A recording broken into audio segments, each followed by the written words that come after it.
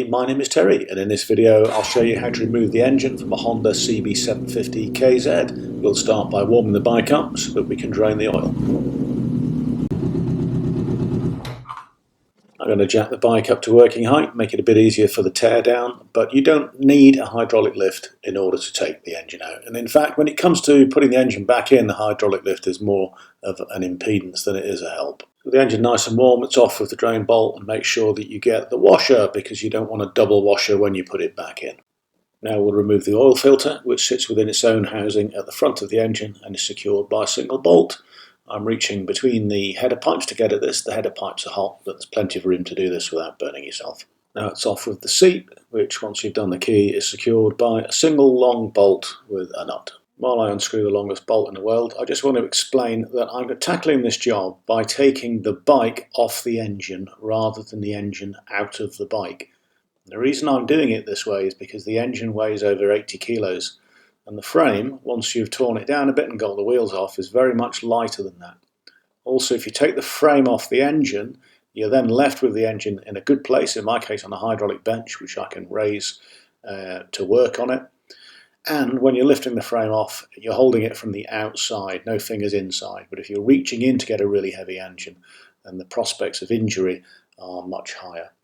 There are a few other videos on the internet of people doing it what I would say is a daft way, using scaffolding poles and various Heath Robinson arrangements. I highly unrecommend those.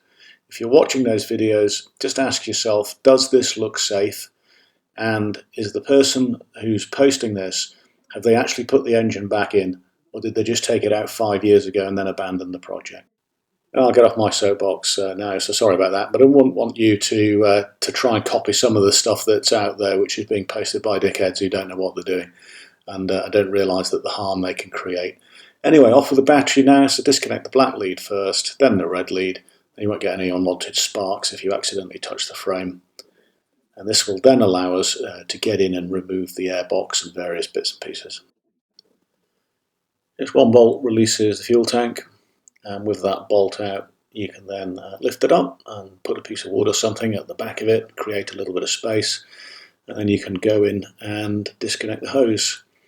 Now when you've got a hose going onto a fuel pipe or a petcock like this, you remove the clip by squeezing it with pliers. Don't just pull away at the hose, that just makes it go tighter and go harder to remove. So just get a big flat bladed screwdriver and just push it back and it'll come off easy as pie without causing any damage to the tube.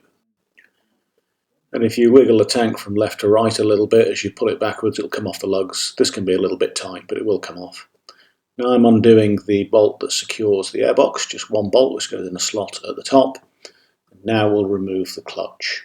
So first of all, undo the clutch lever so you can pull it out, and then you can just disconnect the cable from the little slot that goes into it. At the business end of the clutch there's a little bracket, just undo the nut that holds it in there, and then you'll be able to simply slide the end of the clutch cable out of the operating lever. Now we'll remove the whole of the cable and just make a note of how that threads through the frame so you can put it back in the same place when we reassemble the bike. The airbox is connected to the carburetor by 4 rubber gaiters, and each one has a little clip. Just unscrew it to loosen it, and then we'll be able to pull the airbox back out of the way. Here I'm just accessing the two which are easier to see from the left hand side of the bike. And once you pull the airbox back, it doesn't look like there's much space, but that's plenty enough to help you get the carburetor out. Each carburetor float bowl's got a handy little screw. Just get into there and drain the fuel out, otherwise you'll get it all down your arm and into your armpit when you try and take the carb out. It's good fuel, so I'm just going to put it into a tank and use it later. Now I'm going to undo the 4 brackets that secure the rubber gaiters of the carburetor to the inlet manifolds. And again you access them from each side. While I'm doing this, I'm just explaining why I'm taking the engine out of the bike. It's because we've got no compression on cylinder number 1. I'm pretty sure it's a bent valve, so that's why we're going to go in and have a look. Now, if all you want to do is check the valves and perhaps adjust the shims, then you don't need to remove the engine from the bike. You can just take the camshaft cover off and go in and do that, and I will post a video on that. But unfortunately, if you want to go any deeper into the engine, then you must remove it from the frame because there simply won't be enough room to work and get the head off. Now that I've slipped the carb bank over a little bit to make some space, I'm going to disconnect the two accelerator cables. The one at the front is the return cable, so when you roll the throttle off it goes. The one at the back, which is a little bit harder to get at, is easier if you jam something into the accelerator once it's rotated. I'm using that little bit of plastic piping connector there. I just sort of turn the wheel that the cable goes around, jam that in there, and then that gives you the room to get your fingers in and pull it out. Choke cable next. This is secured by a tiny little bracket on the top of the carburetor, best access from the left hand side of the bike. Once you've unscrewed that a little bit, the choke cable will just slip out of the bracket, and then you can simply take the end of it and unhook it. And out comes the carbs. Now for the airbox, you've got a crankcase breather hose, which is two hoses going into one union which goes into the top. Disconnect that and then just wiggle the box out through the gap. It's a tight fit, but it'll come out. Time to remove the exhaust now. That people have got lots of different systems. Mine's a 4-into-1, and I'm going to undo where the silencer connects into this bracket to the right of the rear wheel first. Then undo the brackets which secure the silencer to the link pipe and the link pipe to the collector box. And while you're doing this, remember that because you're going to take the whole of the exhaust system off, you're going to need new copper gaskets for where the header pipes go into the cylinder head. So you might as well order those.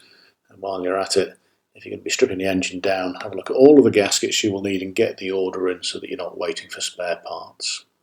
If you like the look of this exhaust system, then I bought it from Delcovic, and I'm very, very pleased with it. It sounds fantastic when the engine is running well. I posted a video about how to fit this, and I also sent a copy to Delcovic, said, hey look, please have a look at this. If I've done anything wrong, please let me know so I can alter the video so I don't mislead anyone. And they sent me a very nice message back saying, yeah, great video, we really like it. So that's got the seal of approval. So Delcovic exhausts, they're not paying me, I don't get anything free from them, but I rate their product and they're really easy to deal with.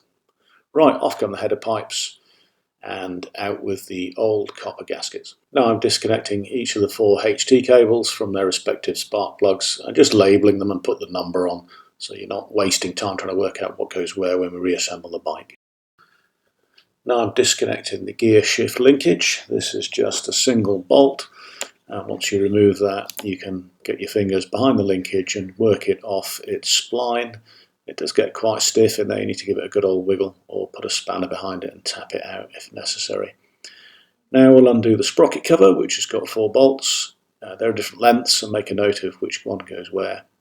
And the reason we're doing this is that once the sprocket cover's off, we'll be able to remove the front sprocket and unhook the chain. Now you don't have to split the chain in order to take the engine out. We just need to take the sprocket off, get it out of the way, and then the chain can drape over the swinging arm out of the way, and that'll give us enough room to remove the engine, causing no damage to either component. You can see this is quite snug inside its housing, but with a little bit of toing and froing you can easily get it out and then get the chain safely out of the way.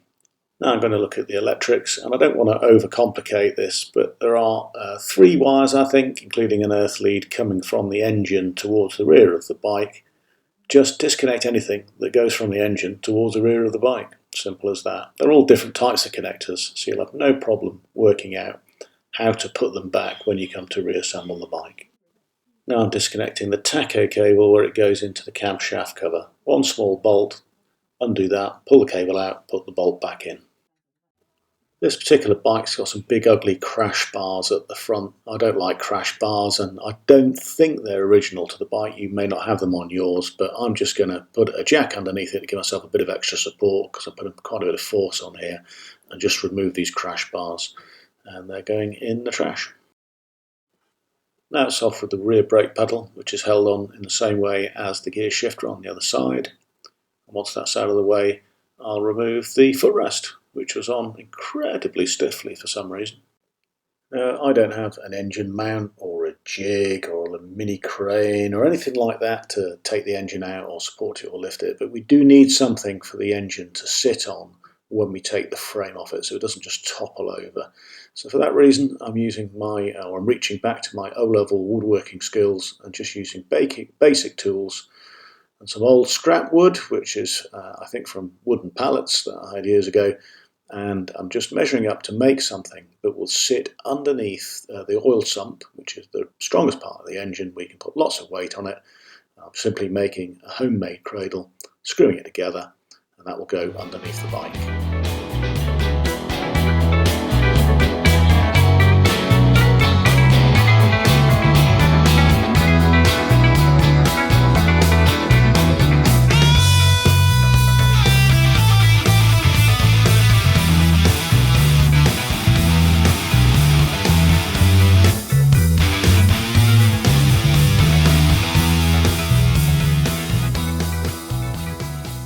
And once I've made it, because they weigh about the same as the engine by coincidence, I'm going to stand on it and just make sure that it is perfectly safe. Now, this was a very successful little jig. I don't need it anymore though, so if anyone else has taken apart a CB750 and wants it, just let me know. You're very welcome to have it. Next job is to take out the front wheels, so I'm just putting some extra strapping on the paddock stand at the back, keep the bike nice and safe.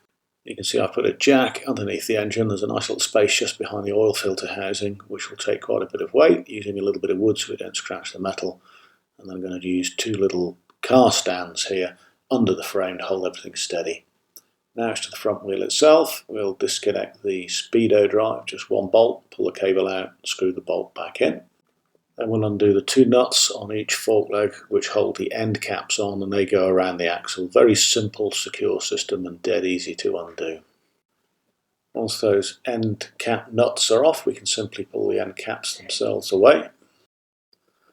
Now, in some ways the fact that I'm using a hydraulic bench makes life a bit easier, but I said at the beginning of the video you could just do this on your garage floor, and this is a case in point where actually the bench makes life harder, because I've got a lovely chock which helps to hold the bike upright, but in order to get the front wheel out I've got to dismantle the chock before I can go any further. Off with the brake calipers now, just two bolts holding each one in place, and you can see I've pre-positioned a little red rubber bungee there hanging off the headlight bracket so I can secure the caliper on each side so we don't strain the hoses. And as I move the wheel out of the way, I wish the weather was nice and it wasn't pissing it down and dark, because I'd be out on that little Ducati there having the time of my life and terrorising the law-abiding public. But the weather is crap, so I'm in here doing something useful instead. I'm just going to put the calipers back on the forks for safekeeping, and I'm going to re-secure the end caps because that's going to help me support the bike. Here is an old wrench I'm just going to put through the hole, and then I'm going to collect what's probably the most useful tool in my garage, certainly the most used one, this little pile of bricks, and I'm going to make a little support. And using the jack, lower it down, using the wrench between the two forks, and that will support the front of the bike and keep it perfectly still and nice and high for me. Rear wheel off next, because this is another way of making the frame lighter and allowing us to take it off the engine. Now, if you're considering taking an engine out of the CB750, you certainly don't need me to show you how to remove a rear wheel, so I'm just going to fast forward this and really zip through it quickly.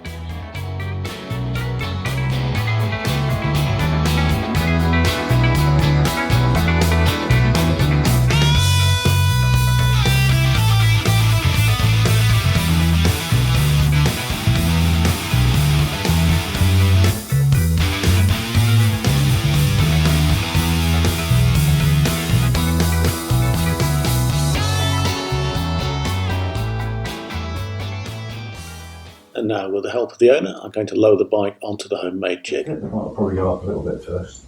Go. That's it, and now very gently start coming down. That's coming down now. Yeah. Right, it's only got about 2 inches to go and then it's going to be resting on something. It's already resting here. Is it? Yeah. Right. Keep coming down. I think that's nearly it. Yeah. Wheels are nearly off the back. Yeah. Right, that's it.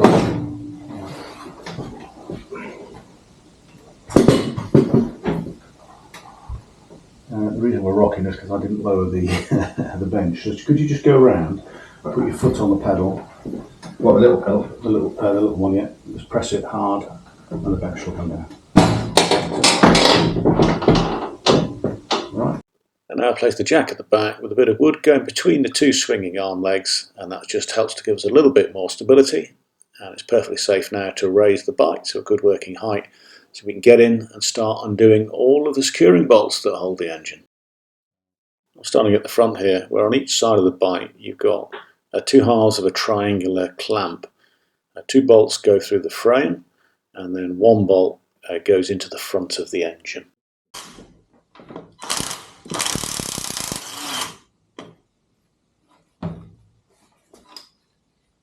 Now underneath the timing cover here there's a long threaded bolt with a thread on either side and a nut on either side. You just undo it and you can pull it through. Just behind the clutch cover here at the base of the footrest hanger there is another nut, and this one has to be withdrawn using the bolt from the other side of the bike. This one at the top of the clutch here has got several things connected to it. It's got an earth lead, and on the other side where my friend Rich is, there's also a sort of a bracket that goes around the sprocket cover. So all of these things need to be put back in the right order, so just make a note of it. At this point, the frame is being held by the jack and the bricks at the front, and the engine's being held by the jig. So it doesn't matter if we disconnect the engine from the frame, nothing is going to move anyway. Here's the bolt I was talking about from the other side. It's got a metal C-shaped bracket which goes around the sprocket cover, and a spacer, and a washer as well, and all of those need to be collected and kept in the same order when you put it back.